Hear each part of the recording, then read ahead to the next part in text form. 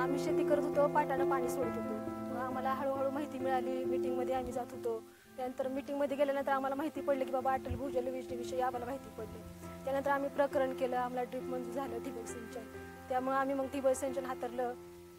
ठिबक सिंचन हाताळल्यानंतर आम्हाला कमीत कमी पाण्यामध्ये जास्तीत जास्त आम्ही उत्पन्न घेऊ लागलो. पहिला आम्ही शेतामध्ये पिकं घेत होतो, त्यावेळेस कांदा, टोमॅटो, मिरची, मग ह्याला पाटानं पाणी द्यायचं. आम्ही पाटानं पाणी दिल्यानंतर काय व्हायचं, पाणी जास्त लागायचं आणि लगेच कोरडं पडायचं. कारण का ओलं राहायचं, 2-4 दिवस ओलं राहायचं आणि लगेच कोरडं पडायचं.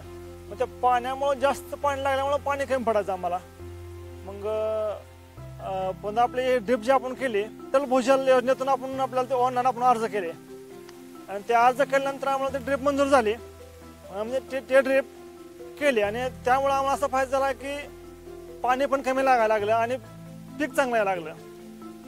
एकूण असा फायदा झाला की इथं एक एकर जायची 2 एकर पिकायला लागलं, कारण का ड्रीपमुळे पाणी मोजकं लागायला लागलं. आणि जिथं आमचं एक एकर क्षेत्र जिथं भिजत होतं, तिथं आता आमचं 2 एकर क्षेत्र भिजते. आता आम्ही गवारीचं लागण केले आणि गवतामध्ये लागण केलेली आहे. अशा प्रकारे आम्हाला वेळ पण कमी लागतो ड्रीप सिंचनामुळं. म्हणजे आता पहिलं कसं आम्ही पाटानं पाणी द्यायचो, त्यावेळेस आम्हाला असं जास्त वेळ लागायचा भिजवायला. आता आम्हाला नुसतं बाल फिरवलं की समजा पाणी लागतं.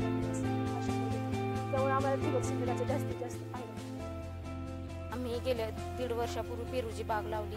आम्ही त्याला आधी पाटाने पाणी द्यायचो. नंतर आम्हाला ग्रामपंचायतीतून अटल भूजल योजनेबद्दल माहिती कळाली. आम्ही कृषी खात्यात ड्रीपच्या संदर्भात अर्ज दिला. तो अर्ज आमचा मंजूर झाला. त्यानंतर आम्ही ड्रीप हाताळली. त्याच्यामुळे बोरच्या पाण्याचा कमी प्रमाणात वापर होऊ लागला. आणि ड्रीप केल्यामुळे आम्हाला कमी पाण्यात चांगलं उत्पन्न मिळालं.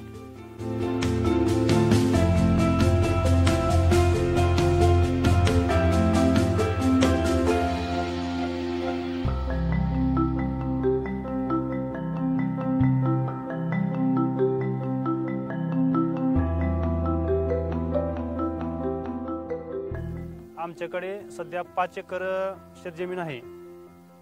आमच्या भागात सध्या सतत गेल्या 4-5 वर्षापूर्वी दुष्काळातच आमचं गाव आहे.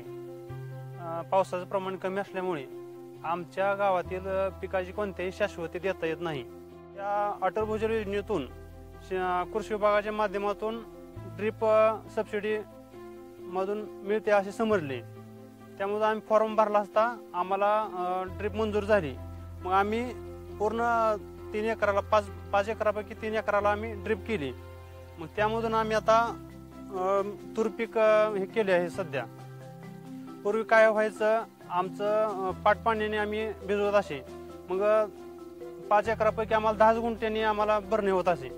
मग आता सध्या आम्ही ड्रीप केल्यामुळे आता आम्ही 2 एकर तूर ह्या पिकाची लागवड केली आणि पाणी पण आता बचत झाली. पाणी पण कमी लागतंय आणि पीक पण चांगलं आहे आता. त्याचप्रमाणे आम्हाला अटल भूजलच्या माध्यमातून शेतीपूरक व्यवसाय करण्यासाठी, जनावरे शेळीपालन हे करण्यासाठी आम्हाला माहिती मिळाली. मग आम्ही पशुखाद्य म्हणून ड्रीपद्वारेच लागवड केली. दशरथ घास, सुपर नेपियर आणि मार्वेल गवत याची आम्ही 1 एकरावर ड्रीपच्या माध्यमातून लागवड केली. आता आम्हाला चारा पण भरपूर झाला आहे आणि जनावरांसाठी आम्हाला आता काय चाऱ्याची टंचाई भासत नाही.